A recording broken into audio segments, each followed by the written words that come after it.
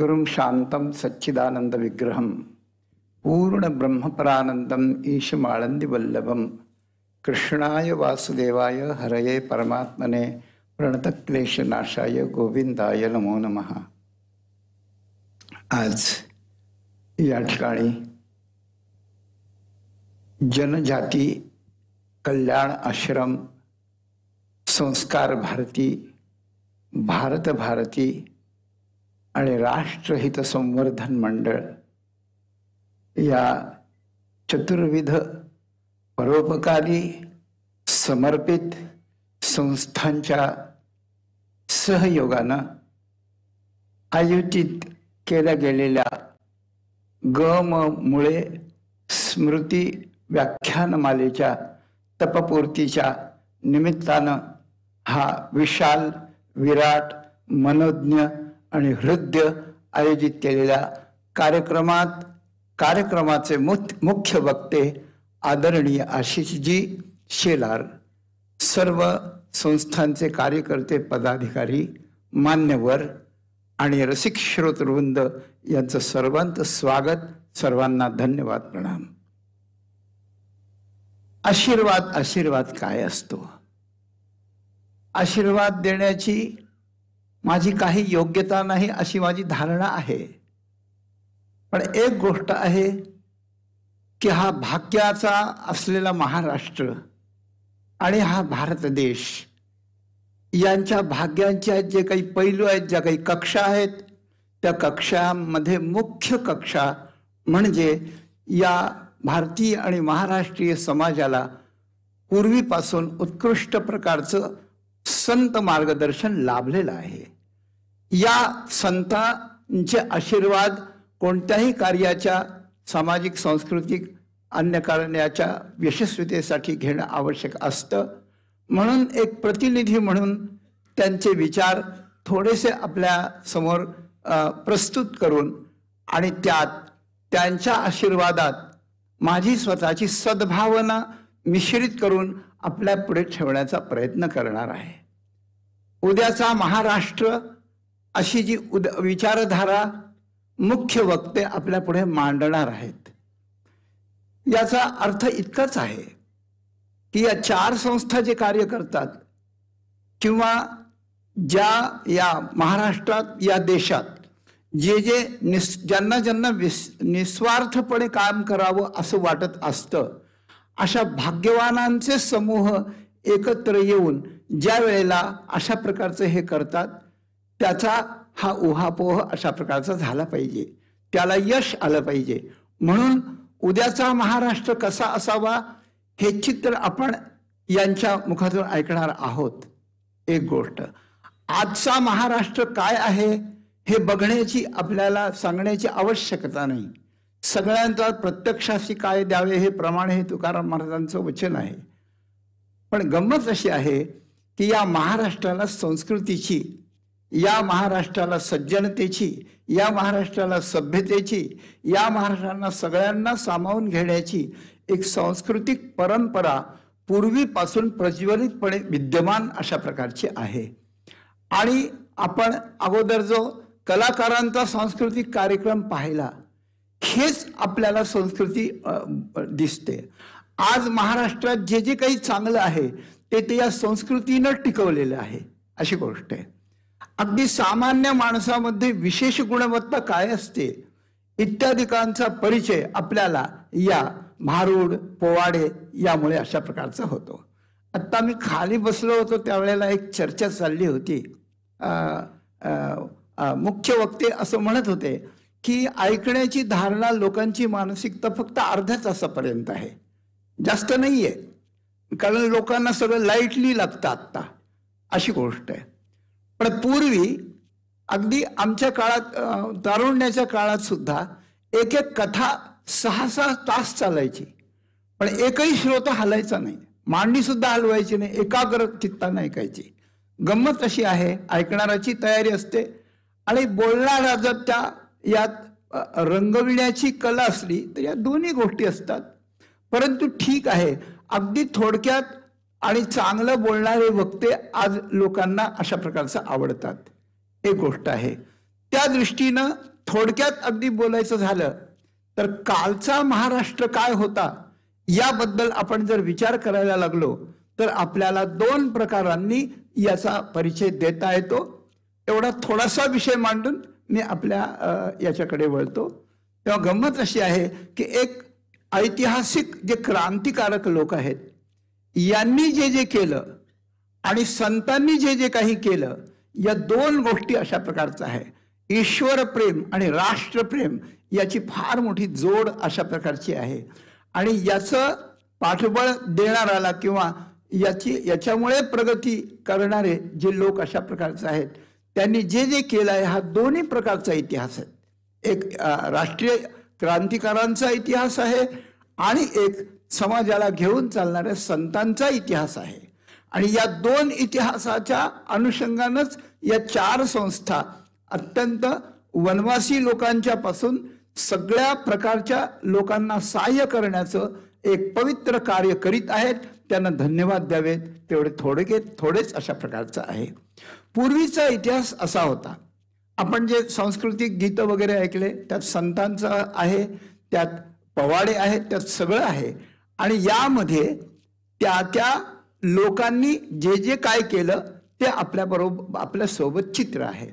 म्हणून राष्ट्रप्रेम आणि ईश्वर प्रेम हे संतांनी पहिल्यांदा सांगितलं.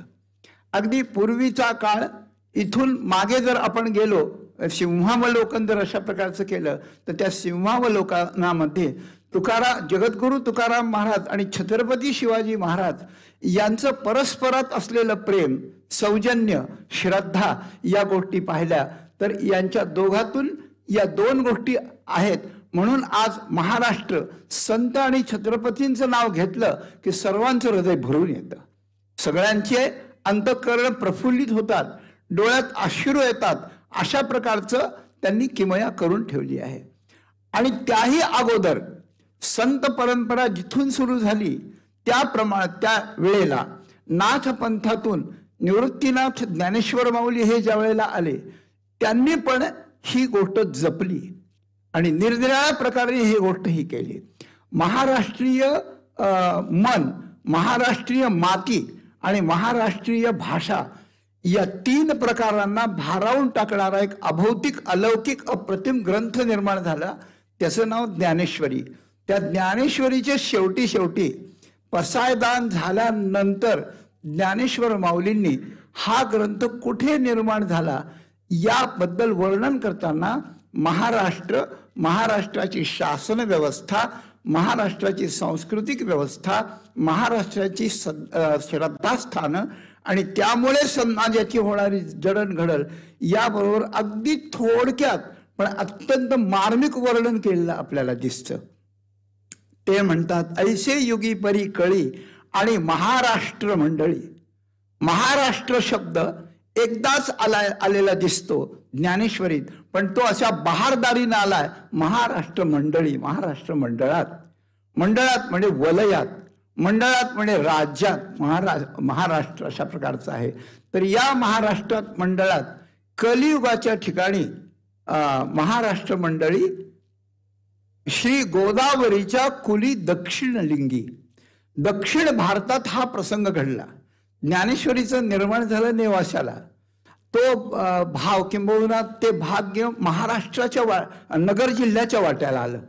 नगर जिल्ह्याचा हा विशेष आहे की ज्ञानेश्वर माऊली कुठे जन्मली याबद्दल अजून लोक वाद करतात, पण ज्ञानेश्वरी कुठे जन्मली याचा वादच नाही.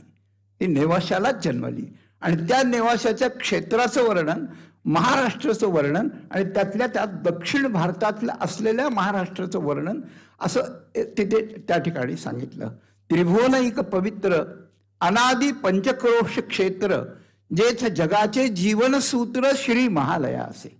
महालया म्हणजे आदिमाता, आदिमाया शक्ती हे संपूर्ण जगाचं जीवनसूत्र आहे, जीवनसूत्र आहे.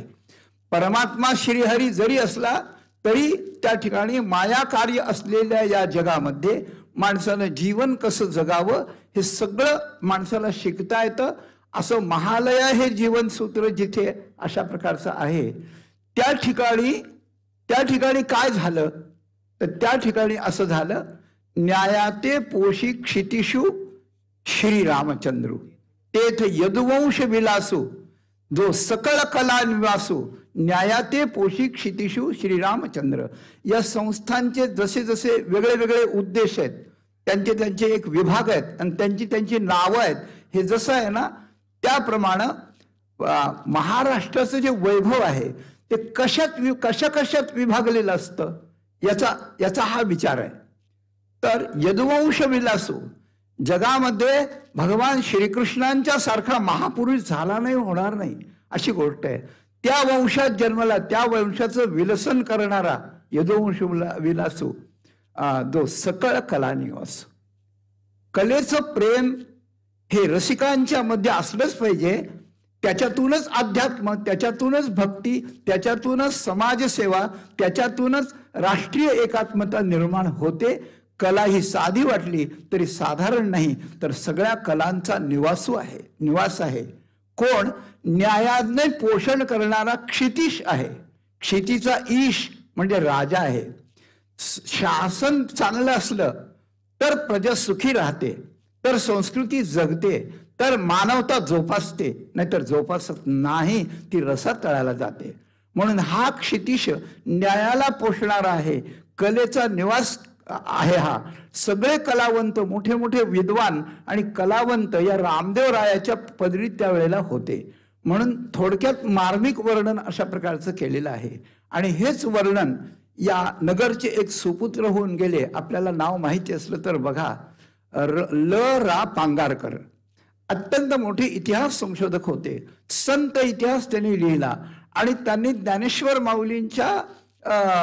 ज्ञानेश्वर माऊलींचं चरित्र लिहिताना, चरित्र आणि वाङ्मय या दोन्हींची जोड त्या ठिकाणी घालताना ज्ञानेश्वर माऊलींच्या वेळेचा इतिहास कसा होता याचं मनोज्ञ चित्रण अशा प्रकारचं केलेलं आहे. महाराष्ट्र चांगला कसा असावा, चांगला कसा होता, त्याची परंपरा कशी चांगली होती, हे 3 सूत्रात रा पांगारकरांनी लिहिलंय. आणि इथे ज्ञानेश्वर महाराजांनी उल्लेख तोच आणि तसाच केलेला आहे अशी गोष्ट आहे.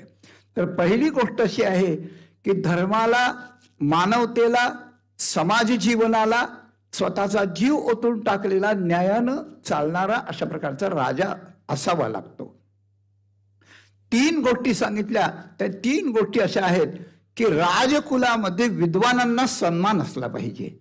जगात जे काही, आपल्या देशात जे काही विद्वान आहेत निरनिराळ्या क्षेत्रातले, त्यांना राजकीय क्षेत्रात जर सन्मान असला तर त्यांची विद्वत्ता सामान्य माणसापर्यंत पोहोचू शकते. नाही तर राजाशिराय नसलं तर पोहोचू शकत नाही. ही एक गोष्ट आहे. दुसरी गोष्ट अशी आहे की हे जे विद्वान आहेत, हे विद्वान घरोघर पोचले पाहिजेत. या विद्वानांचा संबंध सगळ्यांशी आला पाहिजे. पसायदानात माऊलींनी जे सगळं म्हणलं ना, ते सर्वाही सदा सज्जन सोयरे होतो. सगळ्यांना हे सज्जन सोयरे व्हावेत, घरोघर भेटावेत, म्हणजे संस्कृती टिकत असते. म्हणजे गृहस्थाच्या, सामान्य कुटुंबियांच्या मनात साधूबद्दलचा आदर, सेवा, पूजा आणि त्यांचं मार्गदर्शन घेणं हे सगळं असलं पाहिजे. हे असलं पाहिजे. आणि त्यामुळे घरोघर ही संस्कृती जगली पाहिजे, जागली पाहिजे, जपली पाहिजे आणि जगली पाहिजे. या दृष्टीनं संतांचं आहे. तेव्हा यदुवंश विलासानं हे त्या ठिकाणी केलं. आणि शेवटी माऊली म्हणते, तेथ महेश्वान्वय संभूते श्री निवृत्तीनाथ सुते केले ज्ञानदेवे गीते देशिकार लेणे. अशा प्रकारच्या या महाराष्ट्रात, अशा प्रकारच्या या न्याययुक्त शासन पद्धतीत आणि अशा प्रकारच्या धर्मयुक्त जनसमूहामध्ये सुवर्णाचा धूर इथे निघाला होता. संस्कृती जगत होती, धर्म जागत होता. अशा वेळेस ज्ञानेश्वर माऊलींचा अवतार झाला होता. आणि ते मी महेशान्वय संभूत आहे. भगवान शंकर, उमा, पंचेंद्रनाथ, गोरक्षनाथ, गैरीनाथ, निवृत्तीनाथ आणि ज्ञानदेव ह्या परंपरेत याला अन्वय असं म्हणतात. म्हणून महेश्वान्वय संभूते श्री निवृत्तीनाथाचं हे लाडकं बाळ आहे. यांनी गीतेचं देशिकार लेणं केलं. म्हणजे भगवद्गीतेला मराठी अशा प्रकारचा अलंकार घातला. गीता अलंकार नाव ज्ञानेश्वरी ब्रह्मानंद लहरी प्रगट केली, अशा प्रकारचं वर्णन केलं. तेव्हा राष्ट्रीय अस्मिता, लोकोपकारांचं अंतःकरण हे ज्या संतात आहे, त्या संतांच्या मार्गदर्शनातला, क्रांतिकारकांच्या समर्पणातला, सामान्य माणसाच्या सौजन्यातला आणि धर्माच्या आचरणपूर्वक योग्य समृद्धी युक्त असलेला, अशा 5 लक्षणांनी युक्त असलेला हा कालचा महाराष्ट्र अशा प्रकारचा होता. कालचा महाराष्ट्र जर असा होता तर उद्याचा महाराष्ट्र सुद्धा असाच आणि याहीपेक्षा चांगला असला पाहिजे, तो घडवला पाहिजे. आणि ते घडवण्याकरता सगळ्या घटकांची आवश्यकता अशा प्रकारचं आहे, असा उद्याचा महाराष्ट्र आपल्याला आशिषजी त्या ठिकाणी सांगणार आहेत. मी संतांच्या प्रतिनिधित्वानं मोडके तोडके 2 शब्द बोललो असेल, तो आशीर्वाद म्हणून घ्या, कसाही घ्या, पण हा आशीर्वाद वरवरचा आहे. पण त्यांचं नावच आशिष आहे, यांचं नावच आशिष आहे. म्हणून मी दिलेला पूर्वीचा इतिहासातला आणि वरवरचा आशीर्वाद आपल्याला सांगितला, अप्रत्यक्ष आशीर्वाद सांगितला, परोक्ष आशीर्वाद सांगितला. आता अपरोक्ष म्हणजेच प्रत्यक्ष आशीर्वाद आपण आता ज्यांचं नाव आहे त्यांच्या ठिकाणाहून ऐकणार आहात. ऐका आपण आनंदानं उद्याचा आशीर्वाद. धन्यवाद.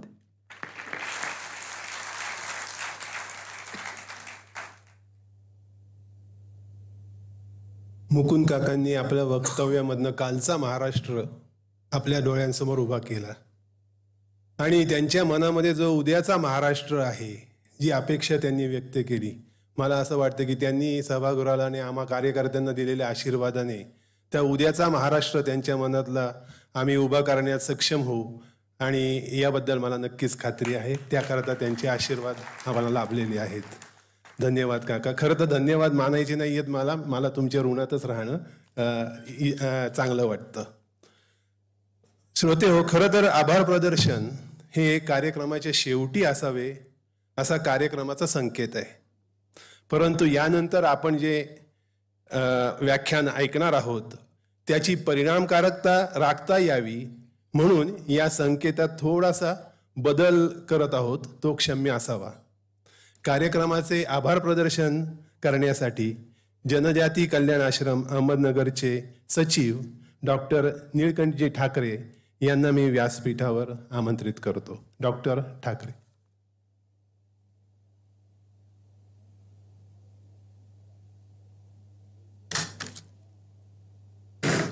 सन्मान्य व्यासपीठ व उपस्थित सर्व मान्यवरांना माझा सप्रेम नमस्कार. जनजाती कल्याण आश्रम, संस्कार भारती, भारत भारती व राष्ट्रहित संवर्धक मंडळ आयोजित गममुळे स्मृती व्याख्यानमालेच्या तपपूर्तीला प्रथम पुष्प गुंफताना उद्घाटक प्रज्ञाचक्षू श्रद्धेय श्री मुकुंद काका यांनी वेळात वेळ काढून आशीर्वचनाचा कृपाप्रसाद दिला. आपले आभार मानण्यापेक्षा आम्ही आपल्या ऋणात राहू इच्छितो. आज मुख्य वक्ते म्हणून लाभलेले माननीय आमदार श्री आशिषजी शेलार हे आमच्या निमंत्रणाला मान देऊन आपल्या व्यस्त कार्यक्रमातून वेळ काढून येथे उपस्थित आहेत. त्यांचे आयोजन समितीच्या वतीने मनपूर्वक आभार मानतो. या व्याख्यानमालेच्या तपपूर्तीनिमित्त विमर्श जागर विचारांचा या स्मरणिकेचे प्रकाशन झाले. या स्मरणिकेचे पूर्णत्वास नेण्यासाठी अथक परिश्रम घेणारे संपादक श्री विशारद पेटकर व त्यांची टीम यांचेही मनपूर्वक आभार मानतो. तसेच या स्मरणिकेचे वेळेत मुद्रण करून देणारे ममता ऑफसेटचे श्री अरुणजी झंवर यांचेही मी मनपूर्वक आभार मानतो. आज सुरुवातीला आपण सांस्कृतिक कार्यक्रम बघितला. या सांस्कृतिक कार्यक्रमात सादर करणारे सर्वांचे मी आभार मानतो. आजच्या कार्यक्रमाला उपस्थित असणारे पत्रकार व मीडिया यांचे आयोजन समितीच्या वतीने मी मनपूर्वक आभार मानतो. यानंतर पद्य सादर करणारे, त्यांच्या सुमधुर वाणीने पद्य सादर करणारे चिन्मयजी देशपांडे यांचेही मी आभार मानतो. या कार्यक्रमाची शोभा वाढवणारे आपण सर्व श्रोता इथे आवर्जून उपस्थित झाला. आपले सर्वांचे मी मनपूर्वक आभार मानतो. धन्यवाद.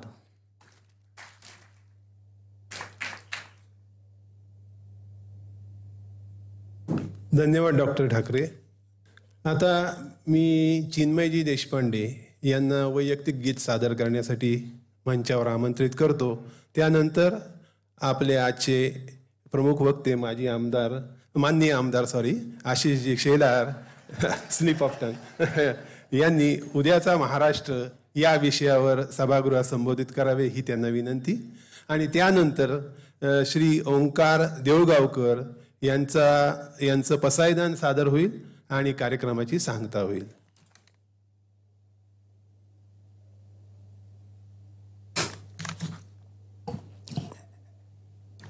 वैयक्तिक गीत सांगतो. गौरव मंडित अपनातीत है, भविष्य भी उज्जवल महा. आओ हम बदले वर्तमान, आओ हम बदले वर्तमान. पश्चिम का कलुष प्रवाह प्रबल, संस्कृति सूरज को ग्रास रहा. मानव से मानव का नाता, मानवता पथ त्याग रहा. पशुबल उभरा आतंक बढ़ा, विघटित विचलित जनमन उजड़ा. प्यासी वसुधा से कह दो, हिंदुत्व सुधा का करे पान. आओ हम बदले वर्तमान, आओ हम बदले वर्तमान. इस हिंदू सुधा के प्राशन से मिट जाए भेद विभेद सभी. जितने मत उतने ही पथ है, नाम विविध पर सत्य यही. यह विश्वशालिनी संस्कृति है, जड़ चेतन जीव सभी शिव है. यह सत्य धर्म जब हट हो, जागे पुनरपि भारत महान. आओ हम बदले वर्तमान, आओ हम बदले वर्तमान. जागा भारत कावन गिरिजन, जागे ऋषि मुनि जागे किसान. जागे श्रमजीवी कर्म प्रवण, जागा यौवन हो वर्तमान. जागृत कण कण जागृत हर क्षण, जागृत नेता धर्म प्रवण. इस जागरणी मेला में हम दिग दिगंत से जय विजय गान. आओ हम बदले वर्तमान, आओ हम बदले वर्तमान. हे संघ शक्ति की चाह यही, भारत जग जननी पन पाए. हे संघ शक्ति की चाह यही, भारत जग जननी पद पाए. हर जीवन सुखी निरामय हो, विज्ञान ज्ञान रस बरसाए. अर्जित करने इस वैभव को, शत शत जीवन अर्पित मां को. युग परिवर्तक वीर व्रती हम बदलेंगे सारा जहां। आओ हम बदले वर्तमान, आओ हम बदले वर्तमान, आओ हम बदले वर्तमान।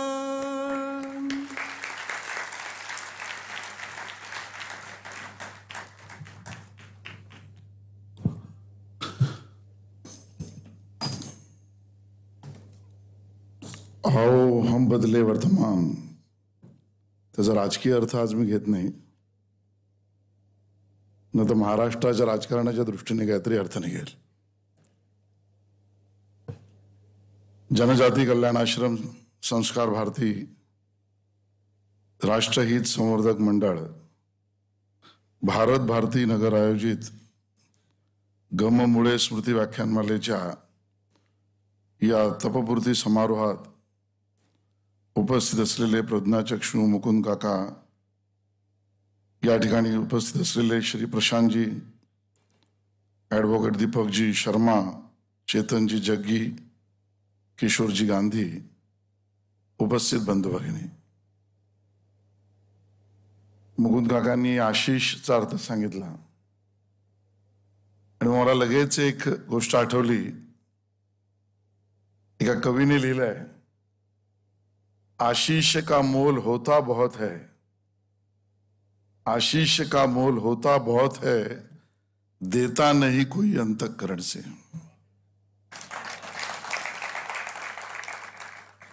आज खूप दडपणाखाली आम्ही सभा खूप केल्या, तो लाखोंच्याही केल्या. सभागृहामधल्या वादळी चर्चेमध्ये सुद्धा एक तसूभर पण मी मागे हटलेलो नाही. पण तरी आज दडपण आहे. कारण दोन आहेत. एक तर आज हा कार्यक्रम तपपूर्ती समारोहाचा आहे. मंचावर तपस्वी प्रज्ञाचक्षू आहेत आणि समोर मी पाहतोय तर तर्पणकारी श्रोते बंधू आहेत. आणि मी तर्पणकारी यासाठी म्हणतोय की तपश्चर्ये समोर अर्पण करणारी मंडळीची तुम्ही समोर आहात, ती तर्पणकारी आहात. आणि मग या सगळ्या परिस्थितीत मला तारतम्य ठेवायचं आहे. तर दडपणाचं पहिलं एक कारण हे आहे. दुसरं कारण असं आहे की माझ्या भाषणाचे जे बिंदू मी लिहून आणलेत कागदावर, ते या पोडियमवर मी ठेवल्यावर माझ्या लक्षात आलं की या पोडियमचा वरचा भाग एवढा गुळगुळीत आहे की सगळे कागद खाली सरकत आहेत. आणि त्या अर्थाने या दोन्ही दडपणातून मी माझी मार्गक्रमणा पुढे करणार आहे. उद्याचा महाराष्ट्र हा प्रत्येकाच्या परिप्रेक्ष्यामध्ये वेगवेगळ्या पद्धतीने रंगवलेलं चित्र आहे. जसं सत्य हे तार्किक, प्रासंगिक, व्यावसायिक वेगवेगळ्या अर्थाने वेगवेगळं असतं किंवा वाटतं, तसंच उद्याचा महाराष्ट्र हा प्रत्येक व्यक्तीच्या मनामध्ये अतिशय वेगवेगळ्या पद्धतीने रंगवलेला असेल. खरं तर उद्या कोणाचा असतो? ज्याचं वय कमी असतं त्याचाच. खरं तर वयावरच उद्याची सगळी बांधणी ही उभी असते. आणि तशा अर्थाने आपला महाराष्ट्र हा तारुण्यात प्रवेश करतोय. एखादं राज्य म्हणून, राष्ट्र म्हणून, समाज म्हणून जे तारुण्याचं वय असतं, त्या तारुण्याच्या वयामध्ये आपला महाराष्ट्र आहे असं मी मानतो. आपला महाराष्ट्र उमदा आहे, शरीरयष्टी मजबूत आहे. आणि त्यामुळे या पार्श्वभूमीवर पुढची सगळी गुंफण विणण्याचा मी प्रयत्न करतोय. हे खरं आहे की ज्या वेळेला मी हे सगळे एक एक विषय माझ्या मनातले बोलत जाईन, त्यावेळेला काही ठिकाणी ती आकडेवारी असेल, काही ठिकाणी ती वृक्ष वाटणारी माहिती असेल, पण तो स्वचा परिचय आहे. आपल्या महाराष्ट्राला आज काय आपण आहोत, म्हणजे उद्या कुठपर्यंत जायचं हे समजण्यासाठी स्व ओळखणं खूप महत्वाचं आहे. आणि ते स्व ओळखावं म्हणून काहीच्या गोष्टींचा परिचय हा तुमच्या समोर मी मांडण्याचा प्रयत्न करतोय. आपल्या महाराष्ट्राची शक्तीस्थळ खूप आहे. जसं नेवास्याचा उल्लेख झाला की ज्ञानेश्वरांच्या जन्मावर कुठे झाला यावर प्रश्न असेल, पण ज्ञानेश्वरीच्या बाबतीत नाही. हे जसं मूलभूत सत्य आहे तसं आपल्या महाराष्ट्राला अन्य राज्यांपेक्षा वेगळे पण खूप आहे. जवळजवळ 720 किलोमीटरचा समुद्र किनारा आहे. सह्याद्री, सातपुडा पर्वतरांगांची मोठी त्या ठिकाणी तटबंदी आहे. मी सगळ्या मुद्द्यांना आपल्या समोर विश्लेषण करत नाही याचं कारण, जसं मगाशी सन्माननीय मुकुंद काका म्हणाले की मीच म्हटलं होतं की आजकाल कॉन्सन्ट्रेशन पिरियड हा 20, 25, 30 मिनिटाच्या वर नाही आहे. फेसबुकमध्ये पण पटकन आणि व्हॉट्सअपमध्ये पण मोठा मेसेज असेल तर तो 9 वाजताच आपण पुढे सरकतो. आणि त्यामुळे या सह्याद्रीचा महत्व काय आहे हे मान्सून आलं की आपल्याला नक्की लक्षात येतं. त्यामुळे अशी मोठी तटबंदी आहे जी किती राज्यांना आहे मला माहित नाही. सुपीक जमीन आहे, उत्तम मनुष्यबळ आहे. आपण सगळे सौभाग्यशाली यासाठी आहोत की अतिशय मुबलक नैसर्गिक साधन संपत्ती सुद्धा आपल्या महाराष्ट्रामध्ये आहे.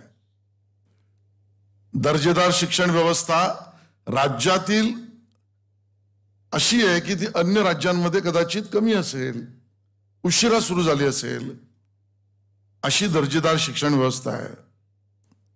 रेल्वे, विमानतळ, हवाई वाहतूक, जलवाहतूक याचं जाळं आहे. हे ज्या वेळेला मी म्हणतो त्यावेळेला अन्य राज्यांच्या तुलनेमधलं बरं आहे अशा अर्थाने म्हणत असतो.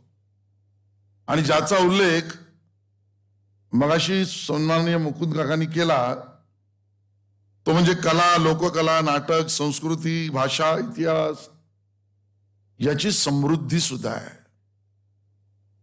या सगळ्या आपल्या शक्तीस्थळांमध्ये आपली भौगोलिक स्थिती सुद्धा एक विशेष पद्धतीची आहे. जवळजवळ 308 चौरस किलोमीटरचा आणि 2021च्या लोकसंख्या गणनेनुसार 11,24,00,000 लोकसंख्या असलेला देशातील दुसऱ्या क्रमांकाची लोकसंख्या आणि क्षेत्रफळामध्ये 3रा क्रमांकाचं क्षेत्रफळ, याचे राजकीय अर्थ आहेत. म्हणून मी हा मुद्दा मांडतोय. मी खूप स्वतःला राजकीय संदर्भ देताना थांबतो. याचं कारण दडपणातलं 3रं कारण हे आहे, कारण आयोजकांनी मला हे सांगितलं की उद्याचं महाराष्ट्र मांडताना राजकीय बोलू नका. ते माझ्यासाठी खूप सोपं होतं आणि त्यामुळे प्रत्यक्ष या सगळ्या मुद्द्यांना मी विश्लेषण करताना, नाहीतर मी हा विश्लेषण केलंच असतं की ज्या राज्यामध्ये लोकसभा सदस्यांची संख्या ही देशातील 3ऱ्या क्रमांकाची आहे त्या राज्याची व्हॅल्यू देशामध्ये केवढी आहे, असं करून मी राजकारणावर बोललो असतो. पण ते मी थांबतोय. साक्षरतेचं प्रमाण जवळजवळ 82% आहे आणि उद्योग आणि कृषी संलग्न उत्पन्न यामध्ये सुद्धा आपली बांधणी ही अन्य राज्यांपेक्षा, आकडेवारी मी सांगत नाही, खूप जमेची आहे. असा हा आपला स्व असलेला महाराष्ट्र आणि या महाराष्ट्राच्या आजच्या परिस्थितीच्या पार्श्वभूमीवर तो उद्याचा पाहायचा आहे. आणि म्हणून कोणीतरी म्हटलंय ते खरं आहे, जास्तीचा प्रवास करायचा असेल, जास्तीच्या प्रवासात आपली गाडी योग्य दिशेने जायची असेल तर त्या गाडीतल्या 2 मिररचा सतत अभ्यास करायला लागतो. एक म्हणजे साइड मिरर आणि एक म्हणजे सेंट्रल मिरर. जोपर्यंत पुढे जाताना त्या चालकाला त्या सेंट्रल मिरर मध्ये काय पाहायचं आहे आणि साइड मिरर मध्ये कधी पाहायचं आहे हे जर कळलं नाही तर अपघात नक्की. आणि म्हणून सतत आणि सातत्याने सतर्कतेने मागे काय झालंय, मागे काय पाडून ठेवलंय, मागे काय दिसतंय हे सतत पाहणं कुठल्याही व्यक्ती, समाज, राज्य, देश याला अतिशय आवश्यक आहे. आणि म्हणून त्याची तुलनात्मक परिस्थिती समजणं तरच उद्याच्या महाराष्ट्राचे जे बिंदू तुमच्या माझ्या मनामध्ये आहेत तो महाराष्ट्र निर्माण होण्याच्या दिशेने आपली पावलं योग्य रीतीने पडावी अपेक्षा आहे. आणि म्हणून महाराष्ट्राची निर्मिती आणि आजची स्थिती या साइड आणि सेंट्रल मिरर मध्ये बघितली का लक्षात असं येतं की नागरिक लोकसंख्येमध्ये, ज्याला आपण मराठीमध्ये अर्बनायझेशन म्हणतो, त्या नागरी लोकसंख्येमध्ये पूर्वी आपण 28% होतो, आज 45% आलेलो आहोत. एक आकडा मुद्दा म्हणून तुम्ही ऐकला पाहिजे की निव्वळ पेरणीमध्ये 17,878 हेक्टर हे पूर्वी आपण होतो. 2011चे आकडे सांगतात 17,878 हेक्टर वरून आपली पेरणी 16,722 हेक्टरवर आली आहे. साइड मिरर मध्ये काय वाढून ठेवले लक्षात घेतलं पाहिजे. पिकाखालील क्षेत्र 18,823 हेक्टर एवढं होतं, ते वाढून 23,000वर झालंय. बरोबरीने देशाच्या तुलनेत आपल्या राज्याची टक्केवारी 12%वर आहे. हे सगळे पैलू सर्वांगाने सर्वसमावेशक उद्याचा महाराष्ट्र निर्माण करताना देशाशी परिप्रेक्षात, शेतीशी परिप्रेक्षात, अर्थसंकल्प आर्थिक गतिविधीच्या परिप्रेक्षामध्ये आपण कुठे आहोत म्हणजे कुठे जाणार आहोत याच्या तुलनेसाठी आवश्यक आहेत, म्हणून आवश्यक आहेत.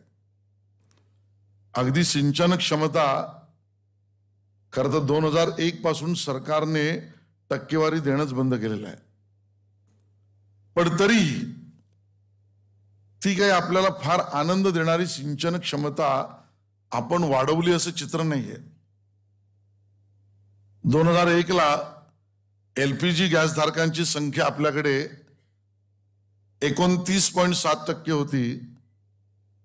ती उज्ज्वला योजना आल्यानंतर, मोदीजींच्या प्रयत्नानंतर खूप वाढावी अशी कल्पना असताना आज आपण, मी आकडे सांगतो ते 2011चे आहेत, नाहीतर एखादा पत्रकार 2014 ते 19 मधलं काय लिहेल, 2011 पर्यंत तरी ती 43%वरच थांबली होती. आता वाढली असेल. जळाऊ लाकड वापरून अन्न शिजवणं शाप आहे. त्याची संख्या 46% होती, त्याच्यावरून 2011 पर्यंत केवळ 42%वर आली. या परिस्थितीमध्ये घरातील शौचालय 2001ला 35% घरातच होती, 2011 पर्यंत ती 42%वर आली.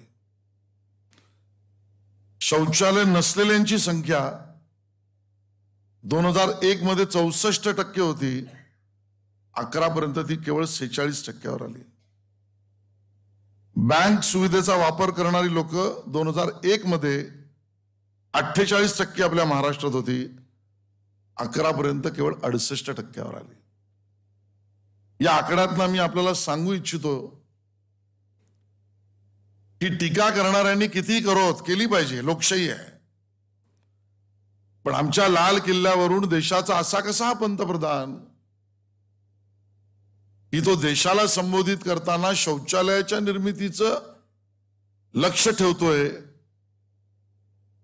उज्ज्वला गॅस घरामध्ये अन्न शिजवणाऱ्या आमच्या माता भगिनींना लाकूड कोळसा नको, मला दुसरं काहीतरी द्यायचंय, गॅस द्यायचा आहे, जनधन अकाउंट मला खोलायची आहे, हे का मांडतो याचा अर्थ या आकडेवारीमध्ये आहे की ज्यामध्ये 46% 2011 पर्यंत माझ्या महाराष्ट्रातल्या माता भगिनींना इज्जत घर, प्रामाणिकतेने शौचालय सुद्धा नव्हतं. 34% माझ्या माता भगिनींना लाकूड आणि कोळशाशिवाय पर्याय नव्हता. आणि जवळजवळ 32% माझ्या महाराष्ट्रातील जनतेकडे स्वतःला फायनान्शियल इन्क्लुसिव्ह, आर्थिक सहभागिता म्हणून बँकेचं अकाउंट पण नव्हतं. आणि मग आपल्याला कळतं की मोदीजींनी जी मांडलेली योजना पूर्ण देशभरासाठी जी आहे, त्यात गरिबाचा विकास, या योजनेतून राज्याचा विकास करण्यामध्ये निर्माण झालेल्या या जनधन योजना असतील, उज्ज्वला योजना असतील, शौचालय निर्मितीची योजना असेल, याचं महत्व हे या आकड्याला बघितल्यावर आपल्याला कळतं. आणि तिथून आपल्याला पुढचा महाराष्ट्र पुढे न्यायचा आहे. या सगळ्या पार्श्वभूमीवर आणि तुलनेनंतर स्वाभाविक आहे आपल्याला कुठच्या दिशेने जायचं आहे. उद्याचा महाराष्ट्र म्हणजे कल्पना काय? पुन्हा एकदा प्रत्येकाच्या लेखी वेगवेगळी कल्पना असू शकते, असणारच. एक 30 मिनिटांमध्ये 25 मिनिटांमध्ये उद्याच्या महाराष्ट्राचे सर्व पैलू मांडता येतील ही कल्पनाही अशक्य आहे. पण तरी उद्याचा महाराष्ट्र जर घडवायचाच आहे तर तो कोणाच्या जीवावर? तर एक जमेची बाजू आहे. आजच्या आकडेवारीप्रमाणे 18 वर्षाखालील असलेली लोकसंख्या मुलामुलींची महाराष्ट्रातली जवळजवळ 40 दशलक्षपेक्षा जास्ती आहे. म्हणजे महाराष्ट्राच्या आजच्या लोकसंख्येच्या 1/3 आहे. तरुणाई 1/3 आहे. उद्याचा महाराष्ट्र हा त्या 18 वर्ष पूर्ण करून पुढे गेलेल्या आमच्या तरुण मित्रांच्या खांद्यावरनं आम्हाला चित्रकारासारखा रंगवावा लागेल. आणि दूरदर्शितेसाठी त्यांच्या खांद्यावरनाच तो पाहावा लागेल. आणि म्हणून ज्या वेळेला तो त्यांच्या नजरेतून बघायचा असेल तर आजच्या युवकाची भाषा सुद्धा आपल्याला कळणं आवश्यक आहे. आणि ती भाषा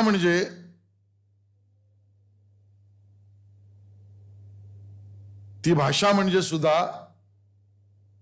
आपल्या सगळ्यांना ती अवगत सुद्धा करावी लागेल. ती भाषा ही ज्ञानाची, विज्ञानाची, technology, engineering, internet, social media platform,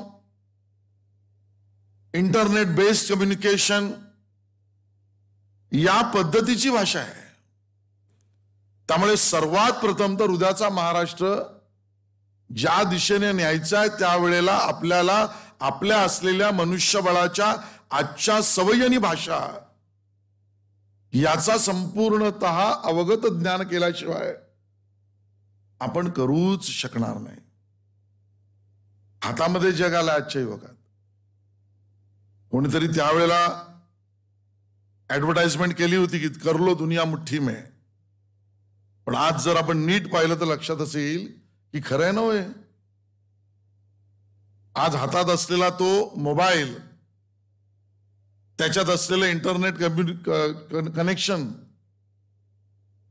आणि त्यातनं ज्ञान हातात, विज्ञान हातात, माहिती हातात, चर्चा, विमर्श, संवाद हातात, या पद्धतीने सर्व हातात घेऊन काम करणारी आमची युवा पिढी आहे. आणि ज्या वेळेला मी हे म्हणतोय की टाइम ऑफ कॉन्सन्ट्रेशन, त्यावेळेला हाही उल्लेख आपण समजून घेतला पाहिजे की आता सत्य असत्य, योग्य अयोग्य, चांगलं वाईट हे ठरवण्यासाठी कदाचित माझ्या अगोदरच्या पिढीला 1-2 दिवस तरी मिळत असतील एखादी गोष्ट कळल्यावर ती करू का नको, बघू का नको. माझ्या पिढीला कदाचित ती काही तासांमध्ये सोय होती. पण आता ज्यांच्या जीवावर उद्याचा महाराष्ट्र घडवायचा आहे त्यांच्यासाठी तर ती काही सेकंदामध्ये त्यांना ठरवायची आहे कुठली गोष्ट योग्य, कुठली गोष्ट अयोग्य. कारण प्रोजेक्ट रिपोर्ट करताना सुद्धा खाली फटकन एखादी असा व्हायरस किंवा अशी एखादी टीप येते आणि त्याच्यावर लक्ष गेल्यानंतर विचलित होऊन त्या दिशेने भरगटत घरंगळत जाणारी पिढी निर्माण होण्याचा धोकाही आपल्या समोर आहे. आणि म्हणून ती भाषा, ती टेक्नॉलॉजी या आधारावर आपल्याला उद्याचा मूलगामी दूरदर्शी विचारांचा सहज मलमपट्टी करून न विचार करणारा महाराष्ट्र आपल्याला निर्माण करायचा आहे. आणि म्हणून मी सुरुवातीच्या माझ्या विवेचनातून जे सुरू केलं त्यामधील आपली शक्तीस्थळ, आपली बलस्थान, आज आणि अगोदरच्या महाराष्ट्राची तुलना उद्याच्या होणाऱ्या महाराष्ट्राच्या कोणाच्या जीवावर करायचे त्याचं वर्णन आणि त्यांच्या हातातली आयुध इथपर्यंतची मांडणी केली. आता उद्याच्या महाराष्ट्रासमोर जे राहिलंय, राहून गेलं आणि पूर्णता करायचंय त्याचे बिंदू अनेक असू शकतात. मला पटलेले आणि आवश्यक असलेले मुद्दे मी या ठिकाणी मांडतोय आणि ते खूप गंभीर आहेत मित्रांनो, ते खूप गंभीर आहे. ते काम एकट्या केवळ राजकारण्यांचं, प्रशासकीय अधिकाऱ्यांचं आहे असं मला बिलकुल वाटत नाही. होय, जबाबदारी नक्की आहे, पण हे जे 7 मुद्दे आहेत, 8 मुद्दे आहेत जे माझ्या दृष्टीने अतिशय महत्वाचे, उद्याच्या महाराष्ट्राच्या निर्मितीमध्ये ज्यावर काम करावंच लागेल, ते खूप गंभीर परिणाम करणारे आहेत. एक, पर्यावरणाचा नाश आणि भूजल स्तरावर चिंताजनक स्थिती. तुमच्यापैकी बऱ्याच लोकांना मी सांगण्याची गरज नाही. विहीर बांधायला घेतली आणि किती फुटावर पाणी लागलं. आज महाराष्ट्रातील भूजल स्थिती चिंतेच्या पलीकडची स्थिती आहे. पर्यावरणाच्या बाबतीमध्ये जे जे पैलू सांगावे तेवढे कमी होतील, पण याचा सगळ्यात मोठा धोका जो आहे ना,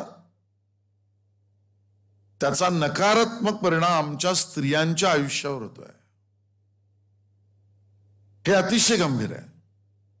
आणि केवळ एवढ्यापुरता नाही की माझ्या माता भगिनींना पाणी आणण्यासाठी जावं लागणारं अंतर हे पूर्वी काही मीटरमध्ये होतं, ते काही आता किलोमीटर पर्यंत पोहोचलंय.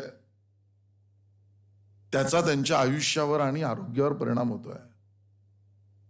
पूर्वी टाकायला लागायचा जो दोरखंड, त्यातून ओढायचं पाणी काही फुटावर आता काही किलोमीटरवर गेलंय. जर माझ्या महाराष्ट्रातील माझ्या माता भगिनी या पद्धतीच्या असलेल्या पर्यावरणाच्या ऱ्हासाने आणि भूजलाच्या स्थितीने खंगतील, आजारी पडतील, आरोग्य गमावतील, माझ्या महाराष्ट्राची पुढची पिढी कशी जन्मेल? त्यामुळे अतिशय भयंकर आहे.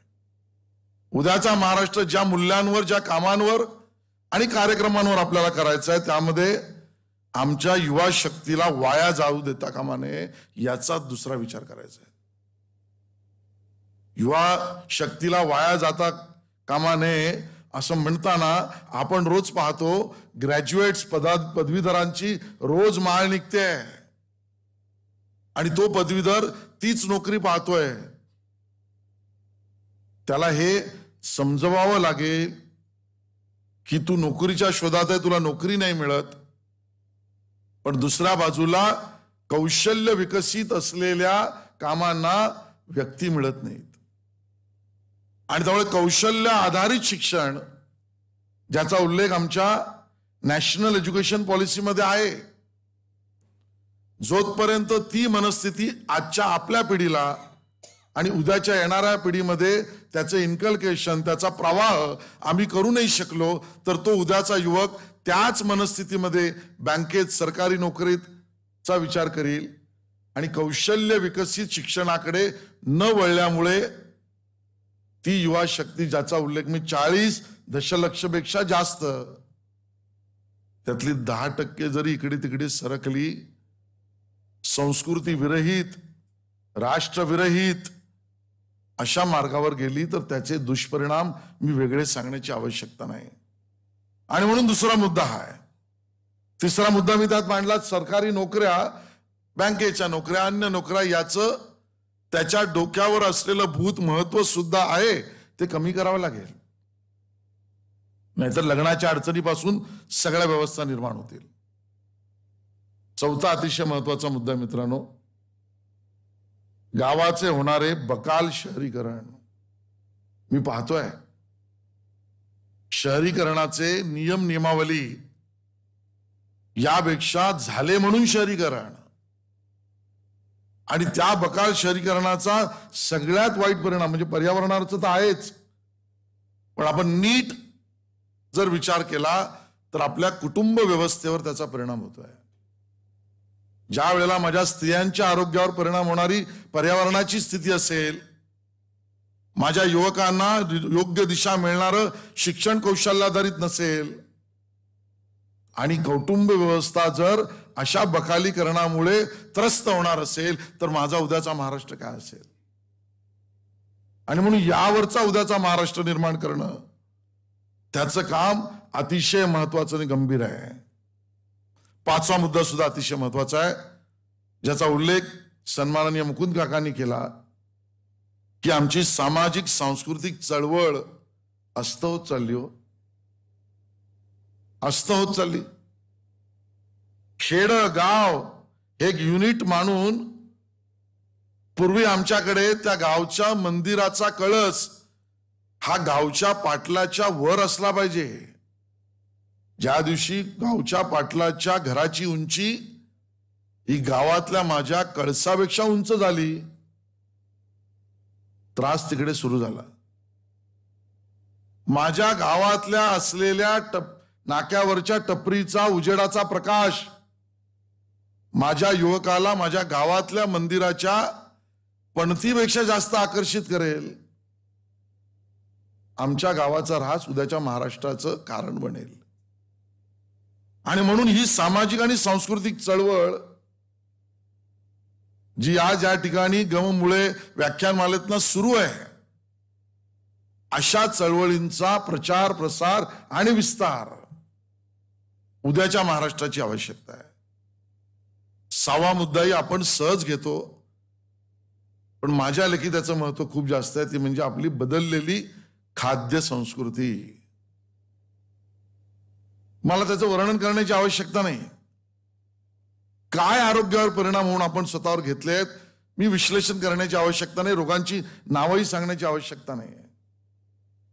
आणि त्यामुळे माझ्या महाराष्ट्रातली असलेली माझी खाद्य संस्कृती ही जितकी साहित्य संस्कृती महत्वाची, तेवढीच ती खाद्य संस्कृती महत्वाची आहे. आणि त्याचा होत असलेला ऱ्हास, त्याचा होत असलेला आरोग्यावरचा परिणाम. सातवा मुद्दा सुद्धा महत्वाचा आहे, ज्याचा उल्लेख वारंवार आपण करतो, या वातावरणीय बदलाचे शेतीवर होणारे परिणाम. आणि मी तुम्हाला सांगतो, या कोरोनाच्या काळात सुद्धा शेतीवर आधारित आपल्याली अर्थव्यवस्था यानेच आपल्या देशाला वाचवलं. जर आकड्यांचा नीट अभ्यास आपण केला तर लक्षात येईल की महाराष्ट्र असो वा भारत देश असो, या आमच्या शेतकऱ्यांनी कोरोनाच्या काळात केलेल्या आव्हानांना पार करून केलेलं काम आणि जे सोनं पिकवलं, आज आपला देश जगाच्या तुलनेत अजूनही सबसिडी सुद्धा द्यायच्या स्थितीत आहे. जे आपण बघितलं की दोनदा आपण पेट्रोल आणि डिझेलवर केंद्र सरकारने एक्साईज कमी केला, अबकारी कर कमी केला. या स्थितीपर्यंत ताटमानाने उभं राहिलोत, कारण सगळ्या व्यवस्था कोलमडल्या. त्या काळामध्ये आमच्या शेतीवरच्या अर्थव्यवस्थेने आम्हाला तगवून ठेवलं. आणि म्हणून ही मोठी अर्थव्यवस्था आहे जी त्या वातावरणीय बदलामध्ये सुद्धा शेती करावी कशी, केव्हा करावी, काय करावी, लागवड कशी करावी, फळबागांची काय करावी, अगदी श्रीलंकेसारखं टोकाला जाऊन 100% ऑर्गॅनिकला गेल्यावर परिस्थिती काय होईल, या सगळ्यांचा विचार करून शेतीची अर्थव्यवस्था उभी करणं, या आधारावर माझा उद्याचा महाराष्ट्र निर्माण करायचा आहे. आठवा मुद्दाही महत्वाचा आहे, आर्टिफिशियल इंटेलिजन्सचं जग आहे. आणि त्या आर्टिफिशियल इंटेलिजन्सच्या आधारावर आजच्या तरुणांनी आणि व्यावसायिकांनी स्वतःच्या व्यवसायाच्या निर्मितीची पाळंमुळं अशी रुजवावी लागतील की जग महाराष्ट्राकडे येईल. ही इकोसिस्टीम निर्माण करावी लागेल. उद्याच्या महाराष्ट्राची निर्मिती यातूनच होईल. सगळ्यात आणि शेवटचा मुद्दा, भ्रष्टाचार विरहित व्यवस्था. एक संघगीत आहे, मला तर ते खूप भावतं, पण तेच सत्य आहे ज्या आधारावर मोदीजींनी आपलं काम सुरू केलं, याच्यावर माझा पूर्ण विश्वास आहे. ते गीत असं सांगतं, भ्रष्ट व्यवस्था का किला ध्वस्त हो, भ्रष्ट व्यवस्था का किला ध्वस्त हो, नैतिकता का पथ प्रशस्त हो, दुर्जन को शासन का भय हो, सज्जन का जीवन निर्भय हो. व्यक्ति व्यक्ति ये कहे गर्व से, व्यक्ति व्यक्ति ये कहे गर्व से, मुझ में मेरा धर्म बचा है, मुझ में मेरा धर्म बचा है. ही भ्रष्टाचार विरहित व्यवस्था. खाऊंगा नहीं खाने दूंगा नहीं, मूळ त्यात आहे. ज्या वेळेला मी राजकीय भाष्यासाठी वाक्य वापरत नाही, मला माफ करा आयोजकांनी, पण हे इथे देणं आवश्यक आहे म्हणून मी सांगतोय. कारण त्या छोट्या बैठकीमध्ये माननीय पंतप्रधानांबरोबर मी स्वतः होतो. माझा भावलेला तो प्रसंग माननीय पंतप्रधानांनी सांगितलाय. ज्या वेळेला नोटबंदीचा काळ होता त्यावेळेच्या असलेल्या अडचणी मी आपल्याला सांगायला नको, माननीय मोदीजींनी त्यानंतरच्या आमच्या प्रदेश अध्यक्षांच्या 35 लोकांच्या बैठकीत सांगितलं की मी स्वतः त्यानंतर जवळजवळ 30-35 अशा युवकांशी मला घरी बोलून चर्चा केली की जे वेगवेगळ्या सेक्टर, व्हर्टिकल, सामाजिक व्यवस्था, आर्थिक व्यवस्थेतले आहेत. काहींनी तर चप्पल विना पाय सुद्धा जमिनीवर ठेवला नाही, सोन्याच्या स्पून मध्ये जन्मलेले आहेत. काही लोक शिक्षणामध्ये भयंकर आहेत. अशा 18 ते 22 वयोगटातल्या 35 लोकांबरोबर मी जेवलो आणि मोदीजींनी प्रत्येकाला विचारलं की या नोटबंदीचा तुला काय अर्थ वाटतो, मोकळेपणाने सांग. काहींनी सांगितलं काय होणार आहे, आज बंद आलं उद्या काळा पैसा येईल. काहींनी सांगितलं याने काय बदल होईल असं आम्हाला वाटत नाही. त्या मोकळेपणाच्या चर्चेमध्ये मोदीजी पुढे असं म्हणाले की एक युवक मला असं म्हणाला, एक युवक की जगताना जीवनामध्ये प्रामाणिकतेने आयुष्य जगण्याची संधी मिळणं हे सुद्धा खूप कठीण असतं. ते आम्हाला पहिल्यांदा मिळालेली आहे. आणि त्यामुळे प्रामाणिकतेने आयुष्य जगून आपला व्यवसाय करण्याची मिळालेली संधी ही शतकानुशतके मिळत नसते. व्यवस्थेत भ्रष्टाचाराचा भाग म्हणून जगण्याची संधी ही कल्पनेविना सहजतेने मिळत असते. ती मला मिळाली आहे. मोदीजी म्हणाले माझी ही प्रेरणा आहे. आणि म्हणून असा भ्रष्टाचार विरहित माझा महाराष्ट्र आणि समाज व्यवस्था या सगळ्यांवर आधारित उद्याचा महाराष्ट्र करायचा आहे. यात खूप पहिले अजून जोडता येतील. थोडा अजून विचार केला तर लक्षात येईल. कोण करील? आम्ही करू. कसं करणार? व्यवस्थित ना करू. कार्यपद्धती काय ठरलेली आहे. पण मित्रांनो, या पद्धतीच्या उत्तरावर आपल्याला अपेक्षित रिझल्ट मिळतील माझा भरोसा नाही. या सगळ्या गोष्टी उद्याच्या महाराष्ट्रात निर्माण व्हायच्या असतील तर त्याला आजच्या भाषेत आपण लॉबी ग्रुप म्हणतो, व ज्याचा उल्लेख मगाशी सन्माननीय मुकुंद काकांनी केला, किंवा जनजातीचा कामाचं वर्णन करताना आमच्या अधिकाऱ्यांनी केला, तो म्हणजे ज्याला आजच्या भाषेत आम्ही लॉबी ग्रुप म्हणतो, तो म्हणजे आम्हाला समाज सुधारक निर्माण करावे लागतील. उद्याच्या महाराष्ट्राच्या या बिंदूंवरचा महाराष्ट्र सुजलाम सुफलाम करणं हे केवळ कायद्याच्या आधारावर, सायन्स आणि टेक्नॉलॉजीच्या आधारावर अशक्य आहे. आपला महाराष्ट्र अन्य राज्यांपेक्षा वेगळा राहिला त्याची बलस्थानं या भूमीमध्ये असलेल्या संतांच्यावर जीवनातली आहेत. संत ज्ञानेश्वरांनी या भूमीत पसायदान दिलं म्हणून माझा महाराष्ट्र जो घडत गेला त्याची पाळंमुळं त्यामध्ये आहेत.